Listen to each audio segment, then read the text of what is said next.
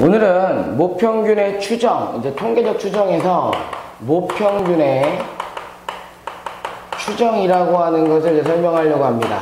이것도 이제 여러분들이 되게 개념, 그러니까 원론적인, 통계이기 때문에 약간 원론적인 거고 증명이 거의 불가능한 상태에서 여러분들이 문제를 접근할 겁니다. 그러니까 추정이라는 단어가 뭐냐? 라고 얘기할 수 있잖아요. 추정. 선생님, 추정이 뭡니까? 라고 얘기하게 되면, 선생님 그냥 간단하게 추측이라고 얘기한다. 추측이다 라고 얘기할 겁니다. 뭐냐면, 모집단에서 얘들아, 우리가 모집단에 대한 평균을 찾아야 되는데, 모집단의 평균을 찾으려고 하니까 너무 힘들거든. 그러면 어떤 모집단에서 표본을 뽑을 거 아니야. 그지? 크기가 몇인지 모르겠지만, 크기가 n개인 표본을 뽑을 거란 말이야. 뽑아서 여러분들이 모집단의 평균과 분산을 추측하는 것을 우리가 추정이라고 얘기하는데, 모평균을 추정하는 거니까, 여러분들 추측하는 거니까 표본을 통해서 모평균을 추측하는 거잖아요. 그러니까 모평균의 추정이라는 단원이 나옵니다. 그런데 여기서 나오는 걸 보게 되면 여러분들 신뢰도라고 얘기하는 것을 또 배우게 됩니다. 신뢰도. 이거는 뭐야? 믿을 수 있는 거지. 믿을 수 있는 거. 믿음이라는 생각을 가지고 있습니다. 그러니까 내가 추측을 했는데, 우리가 표본을 뽑아서 추측을 했는데 진짜로 걔네들이 거기 있을까? 모평균이 진짜 그 정도에 있을까? 라고 하는 거, 믿을 수 있는 정도를 우리가 신뢰도라고 얘기하는 거잖아. 그러니까 내가 이렇게 추측을 했는데 얘를 믿을 수 없으면 안 되잖아. 그지? 그러니까 믿을 수 있게끔 만들어 놓는 상태를 우리가 신뢰도. 그래서 여러분들이 추정이 적중한다 라고 얘기를 해서 적중할 확률을 우리가 신뢰도라고 하는 형태로 쓰게 됩니다. 그런데 이 두 가지 내용을 통해서 이제 여러분들은 모평균의 추정이라고 얘기하는 공식을 이제 하나 만들어낼 겁니다. 모평균의 추정이라는 공식을 만들어내는데 뭐냐면 모평균 M에 대한 신뢰 구간을 찾는 공식이 있죠. 그죠? 그러니까 모집단에 대해서 이제 여러분들 전제를 정확하게 해야 돼요. 모집단에 대해서 정규 분포 N, 그러니까 모집단이 정규 분포 N이라고 얘기하는 M, 시그마 제곱을 따르고 있어야 됩니다. 따르고 있을 때 크기가 N을 얘들아, 크기가 N인 임의 추출 방식에 의해서 구한 표본 평균을 X발. 표본 평균의 평균이 아니야. 표본 평균을 우리가 표본 평균을 X바라고 하면 모평균에 대한 신뢰 구간, 믿을 수 있는 구간이야. 알았어? 믿을 수 있는 구간의 길이, 그 다음에 구간은 다음과 같다 라고 얘기를 하는데, 잘 보세요. M이라고 얘기하는 것이 모평균입니다. 이거는 표본 평균에서 빼기 루트 n분의 시그마 분의, 여러분들이 루트 n분의 시그마 그냥 써야지, 루트 n분의 시그마에 K라고 얘기하는 것이 곱해집니다. 그 다음에 이것도 X바에 플러스야. K 이렇게 해놓고 루트 n분의 시그마라고 하는 형태로 표시가 될 텐데, 여러분들이 여기서 알아야 될 건 요 K지, K. 요 K가 뭐냐면 신뢰도 상수라고 얘기하는데, 신뢰도 상수는 우리가 문제를 풀어갈 때 두 가지 종류를 씁니다. 1.96이라고 하는 것하고 2.58이라고 얘기하는 것 두 가지를 쓰는데, 1.96은 여러분들이 95%의 확률이라고 생각하시면 되고, 2.58이라고 얘기하는 것은 99%로 적중할 확률이다 라고 하는 형태로 기억을 좀 하셔야 돼요. 그럼 이 1.96과 2.58은 뭐니? 라고 얘기할 때 1.96이라고 얘기하는 것은 여러분들이 표준 정규 분포표에 가서 1.96이라는 값을 찾게 되면 0.4750이 나올 거예요. 0.4750이 나왔을 때 그거를 양쪽으로 마이너스 1.96 플러스 1.96 했을 때는 0.95가 나와서 95%다 라고 하는 형태로 계산이 될 거고, 2.58도 마찬가지로 0.448 얼마죠? 이렇게 나올 거란 말이야. 그지? 그러니까 99를 2로 나누면 되겠지. 그지? 99를 2로 나누게 되면 4980인가? 그렇죠? 그렇게 해서 여러분들이 2배로 마이너스 2.58 플러스 2.58 사이에 있다라고 하는 개념으로 생각을 하시면 돼요. 그러니까 여러분들은 반드시 이 공식을 기억하고 있어야 되는 상태라고 생각하시면 됩니다. 그 다음에 이 의미가 뭡니까? 라고 얘기할 때의 의미가 뭐냐면 여러분들이 이렇게 표시했을 때 이렇게 정규분포야. 정규분포가 있을 때 여러분들이 여기가 제로야 얘들아 제로.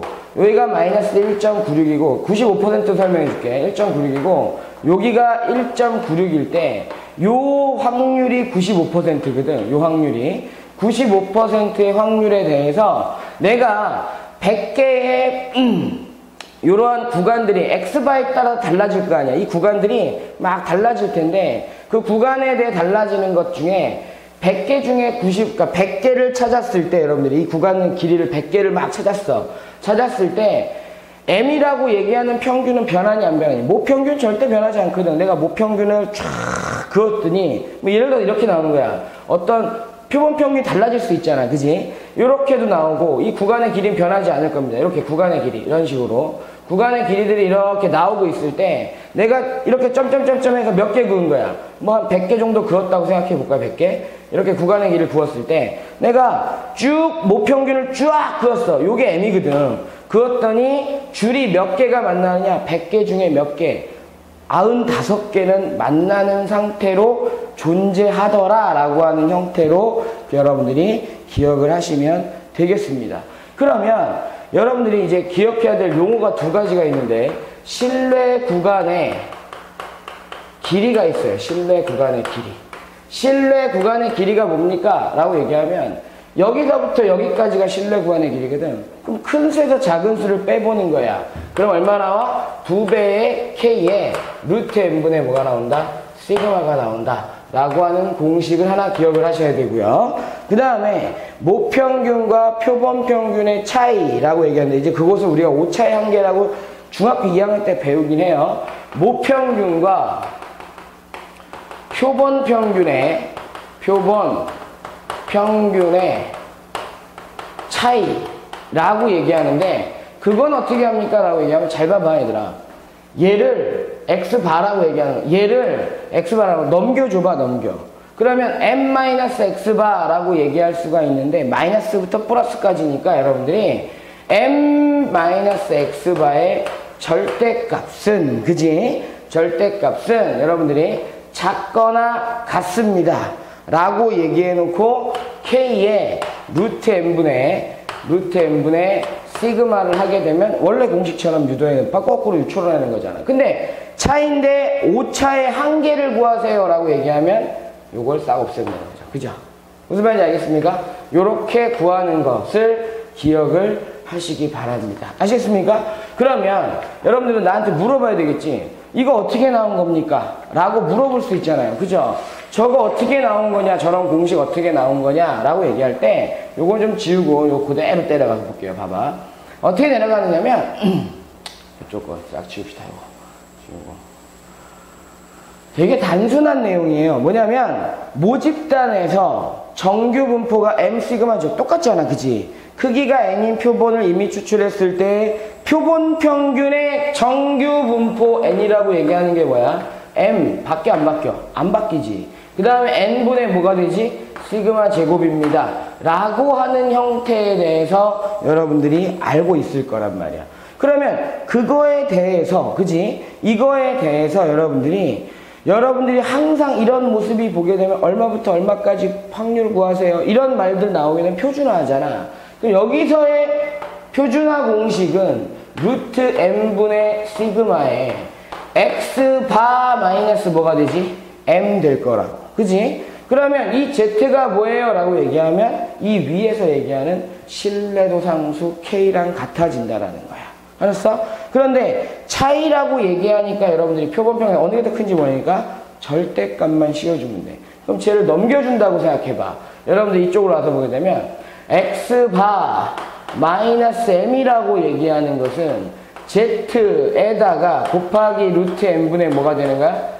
시그마가 될 것이고 여러분들이 절대값을 풀게 되면 x바 마이너스 m이라고 얘기하는 것은 마이너스 z에 곱하기 루트 n분의 뭐야? 시그마에 그 다음에 z의 루트 n분의 시그마가 되는데 여러분들이 m 값을 구하기 위해서 여러분들 자리를 바꾸고 뭐 마이너스 곱하고 상관없잖아. m이라고 얘기하는 것은 넘겨주고 넘겨주는 상태로 보게 되면 x바 마이너스 z의 루트 n분의 시그마가 나올 것이고 얘는 x바 플러스 z의 루트 n분의 뭐야? 시그마가 출현될 수 있다. 근데 여기서 z는 신뢰도 함수 k다 라고 하는 개념으로 이해를 하시면 되겠습니다. 그러니까 결국에는 표준화 공식에 의해서 여러분들이 모평균을 추정할 수 있는 것을 만들어낼 수 있다 라고 이해하시면 되겠습니다.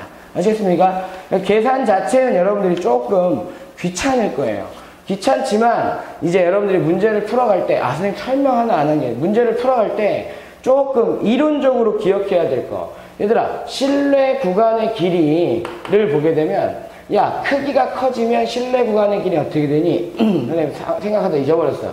실내 구간의 길이 어떻게 되니? 얘가 커지면 전체적으로는 작아지는 거예요. 실내 구간이 짧아지는 거야. K값, 신뢰도 상수가 커지면 길어지는 거겠지. 그지? 그러니까 비례 반비례, 표준 편차가 커져도 길어진다라는 개념으로 생각하시면 되겠죠. 무슨 말인지 아시겠죠? 이러한 개념을 여러분들이 이해하시면 문제는 그렇게 많이 어렵지 않게 풀어갈 수 있을 겁니다. 계산이 좀 소수점 밑으로 내려가서 복잡하긴 하지만 그냥 푸실만 할 겁니다. 그래서 잠시 후에 한번 문제 풀어보도록 합시다.